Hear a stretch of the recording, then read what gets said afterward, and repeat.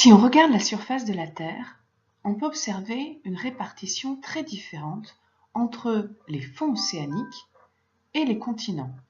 On observe sur les continents une répartition plutôt positive, en fait en moyenne autour de 300 mètres au-dessus du niveau de la mer, mais avec des niveaux très élevés, comme dans les chaînes de montagnes, et au niveau des fonds océaniques, au contraire, un relief négatif, avec en moyenne moins 2000 mètres sous le niveau de la mer. Wegener remarqua le premier cette répartition dite bimodale à la surface de la Terre. Dans la théorie, si la croûte terrestre était homogène, si on faisait la somme des différents reliefs, on devrait obtenir une courbe théorique autour de moins de 1000 mètres. On observe cependant une différence très nette d'altitude au niveau des continents et des océans, ce qui suggère une croûte continentale et océanique différente. Et c'est ce que nous allons voir au cours de ce premier TP de géologie. Alors, petit rappel, dans la structure de la Terre, la croûte est la partie la plus superficielle de notre globe terrestre. Attention ici, l'échelle est non respectée. En fait, cette croûte, par rapport à la surface, ou plutôt la profondeur de la Terre, de 6400 km, n'est seulement que de 10 à 30 km. Donc c'est quasiment insignifiant, ce serait inférieur par exemple à la peau de votre pomme. Cette croûte est une structure solide à la surface de la Terre, présentant donc des matériaux très différents. Attention à ne pas confondre avec la lithosphère. La lithosphère est la partie superficielle rigide de la Terre, qui repose sur l'asténosphère, du matériel ductile. Alors, à faire la différence, comment manteau lithosphérique ou asténosphère font partie du manteau de la Terre. Elles ont la même roche, les péridotites.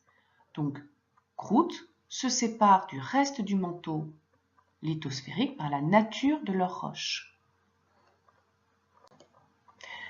Ce que vous avez étudié, vous, c'est la nature de la croûte océanique. Lorsqu'on observe la croûte océanique, on va observer une roche dite volcanique qui a une structure microlithique, c'est-à-dire que peu de cristaux sont visibles à l'œil nu. Et au microscope polarisant, on va observer seulement quelques minéraux dans une pâte un peu particulière. Le basalte et le gabbro ont la même nature, c'est-à-dire qu'on va y observer les mêmes minéraux, comme le plagioclase ou le pyroxène par exemple, sauf que le gabbro, lui, a une texture grenue. On va observer de nombreux minéraux à l'œil nu, pareil au microscope polarisant. Cette différence est dans le refroidissement de la roche. Le basalte est une roche magmatique à refroidissement rapide, tandis que le gabbro, roche plus profonde, dite plutonique, a un refroidissement lent où tous les minéraux ont pu cristalliser. Comme je vous l'ai dit, le manteau, lui, a une roche différente, c'est la péridotite. On va y observer par exemple des minéraux type olivine.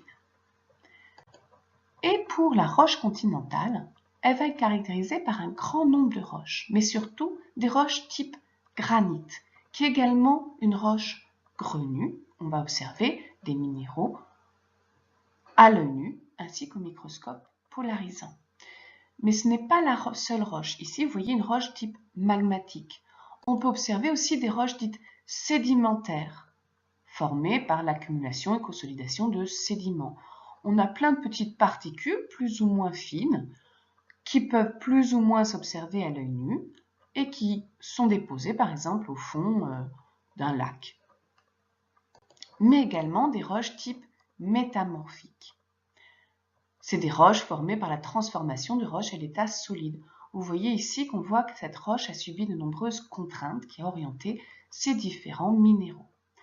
Alors, ce que nous allons étudier au TP1, c'est cette différence entre la croûte océanique et la croûte continentale dans la nature des roches, leur âge, mais aussi l'épaisseur de cette croûte, et donc permettre ainsi de comprendre la répartition dite bimodale que vous avez vue au début.